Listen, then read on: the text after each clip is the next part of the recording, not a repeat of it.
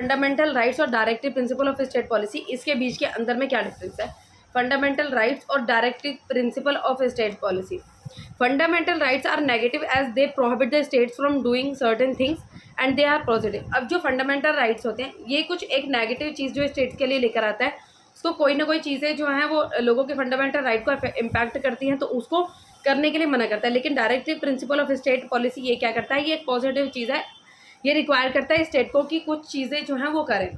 ठीक है, देन बात करते हैं फंडामेंटल राइट्स। फंडामेंटल राइट्स आपके जस्टिएबल है। अगर किसी भी पर्सन की फंडामेंटल राइट को इम्पैक्ट करता है या फिर उसकी फंडामेंटल राइट को इफेक्ट किया जा रहा है किसी भी तरीके से, उसको हार्ट मतलब किसी भी तरीके से उसको हार्म वगैरह किया जाता है, जैसे कि उसको राइट टू लाइफ है, राइट टू एजुकेशन है, उसको इम्पैक्ट किया जाता है, तो एक जस्टिबल केस है, इसको कोर्ट में ले जाया जा सकता है। And according to the article 32 जो फंडामेंटल राइट्स है, आर्टिकल 32 के अकॉर्डिंग जो पर्सन अगर किसी भी पर्सन की फंडामेंटल राइट्स को इम्पैक्ट किया जाता है वो डायरेक्टली सुप्रीम कोर्ट जो है जा सकता है। और फंडामेंटल के राइट के अकॉर्ड मतलब इस आर्टिकल के अकॉर्डिंग डायरेक्ट जो है वो आपकी फंडामेंटल राइट्स में सुनवाई होगी। देन बात करते हैं directive principle of state policy. अगर directive principle of state policy होती है जस्टिबल नहीं है, they are not legally enforceable by the court. ये क्या हो जाता है? अगर इसको वायलेट किया जाता है, ये आर नॉट लीगली, मतलब ये कि लीगल नहीं है ये अगर इसको वायलेट किया जाता है। Then they aim to establish political democracy, they aim to establish social economic democracy. Fundamental rights हैं, इनका एम क्या है? पॉलिटिकल जो है डेमोक्रेसी लेकर आना।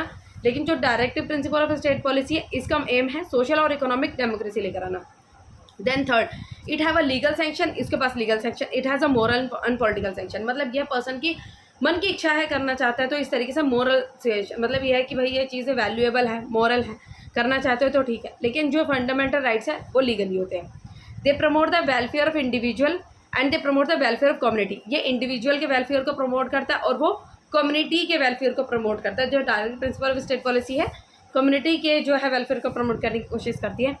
दे do not require legislature for their implementation, they are automatically enforce. मतलब फंडामेंटल राइट जो है वो कॉन्स्टिट्यूशन में आपके डल गए तो वो आपके कहोगे वो इन्फोर्स किए जाएंगे, ऑटोमेटिकली इन्फोर्स किए जाएंगे, बार बार नहीं कहना पड़ेगा उस चीज़ के लिए भैया मेरा फंडामेंटल राइट्स है, आपको भी पता है कॉन्स्टिट्यूशन में लिखा है, मेंशन है ये चीज़, ठीक है। लेकिन they require the legislation for the implementation, they are not automatically enforce. इनको जो directive principle of state policy है इनको ऑटोमेटिकली इन्फोर्स नहीं किया जाता है। Then next point, the courts are bound to declare a law violative of any of the fundamental right as unconstitutional and invalid।